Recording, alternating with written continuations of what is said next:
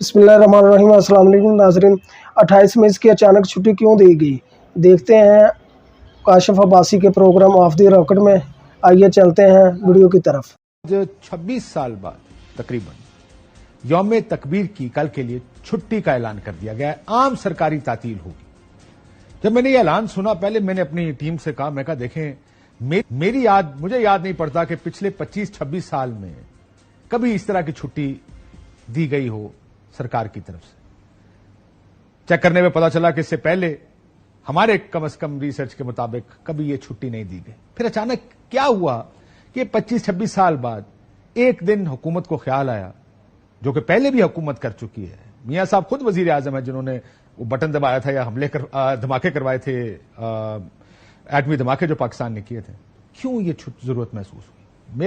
मेरे जहन में पहली चीज आई कि ऐसा कुछ तो हो रहा है कल, जिसकी वजह से शायद ये छुट्टी का ऐलान किया गया। पता चला 1-2 केसेस हैं, शायद उनकी वजह से किया हो। कल साइफर का केस भी है।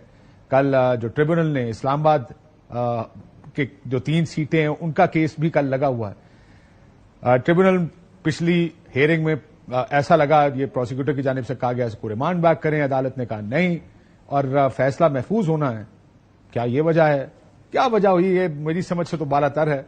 कोई ऐसी कोई वजह होगी जिसकी वजह से कल की एक ऐसी छुट्टी अनाउंस कर दी गई है, जो कि 2013 में मियां साहब की हुकूमत आई तो जो छुट्टियां हुआ करती थी उनको भी मंसूख कर दिया गया था।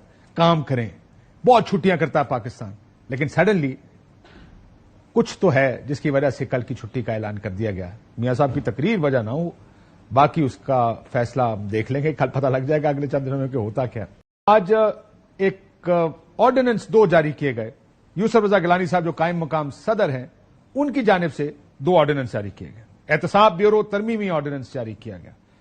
14 दिन से रिमांड बढ़ाकर 40 दिन कर दिया गया है। यानी अब जिसको गिरफ्तार करना है इन केसेस में या किसी भी केस में नैब की तरफ से, पहले 14 दिन था, अब 40 दिन तक रखा जा सकता है, उसको सुकून से अंदर ठहराएंगे।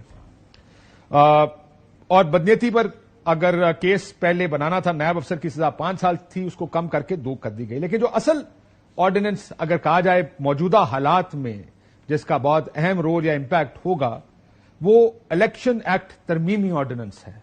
और इसके मुताबिक इलेक्शन ट्रिब्यूनल्स में हाजिर सर्विस जज के अलावा रिटायर्ड जजेस को भी लगाया जा सकता है। अब थोड़ा सा पीछे चलें। लाहौर हाई कोर्ट ने अप्रैल में 9 के करीब जजेस का नाम भेजा इलेक्शन कमीशन ऑफ पाकिस्तान को, और अप्रैल की शायद 8 तारीख थी जब यह नाम भेजा गया या नाम भेजे गए कि इनको नोटिफाई किया जाए। इलेक्शन कमीशन ने आज तक उन जजेस को इलेक्शन ट्रिब्यूनल्स के लिए नोटिफाई नहीं किया है। अब इस नए ऑर्डिनेंस में यह तरमीम लाना, इसका मकसद यह है कि जो मकसद हासिल करना है, ट्रिब्यूनल्स ने इलेक्शंस पर जो केसेस बन रहे हैं, जो लोगों की ग्रीवेंसेस हैं, उनका फैसला करना है।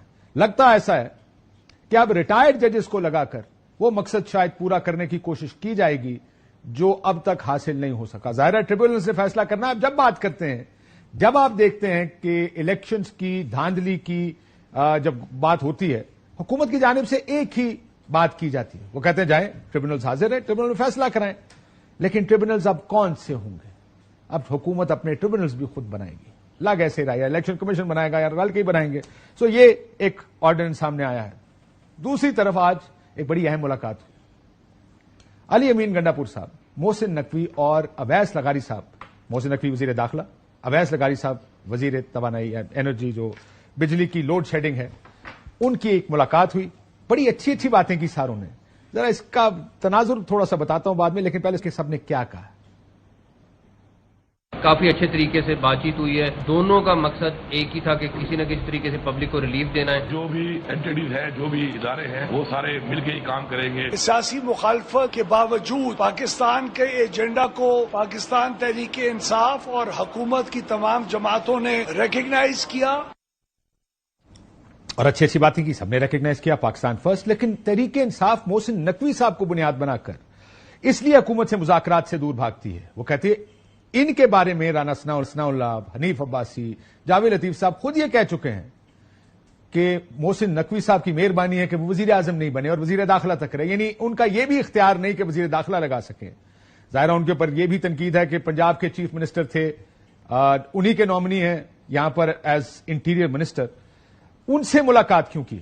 यह बात ठीक है कि हुकूमत के साथ बातचीत करना, अपने रास्ते निकालना, انہوں نے اپنے کام کرنے ہیں, اور یہ اچھا ٹرینڈ ہے کہ جو صوبے آپس میں مختلف سیاسی جماعتوں کے سوچ کے حکومتیں بنی ہیں وہ آپس میں انگیج کریں.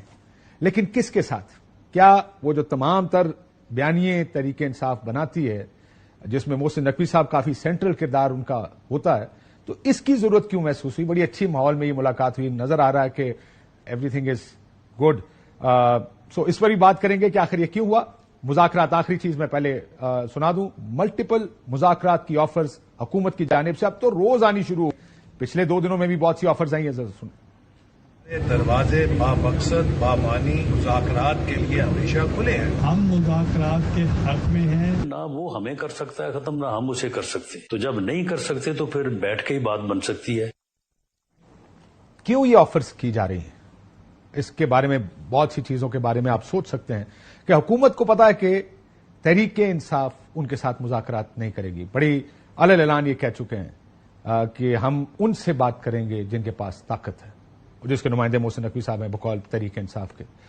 تو امبیرس کیا جائے سیاسی طور پر, بار بار آفرز کی جائیں کہ ہم تو کرنا چاہتے ہیں, یہ نہیں کرنا چاہتے. اس امید پر شاید, یا اس وجہ سے کہ تحریک انصاف تو مانے گی نہیں, اور اگر مان گئی تو پھر ان کو قائل کیا جائے کہ جو سٹیٹس کو ہے جس پر 2018 کے بعد سب پارٹیوں نے 2.5-3 سال 3.5 سال اتفاق کیا تھا, پھر سٹیٹس کو آگے بڑھانے کی بات ہوگی. اور اگر تحریک انصاف اس سے نکل گئی تو کہا جائے گا دیکھیں یہ تو بات چیت ہی نہیں کرنا چاہتے.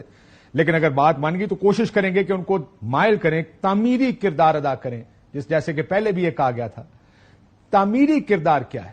تعمیری کردار یہ ہے کہ حکومت بن گئی ہے, نظام سیٹ ہو گیا ہے, جیسے کہ ہمیں بار بار بتایا جاتا ہے, یہ حکومت 5 سال پورے کرے گی, تو اس 5 سال کے کو پورا کرنے دیا جائے. کیا یہ اس کا مقصد ہے؟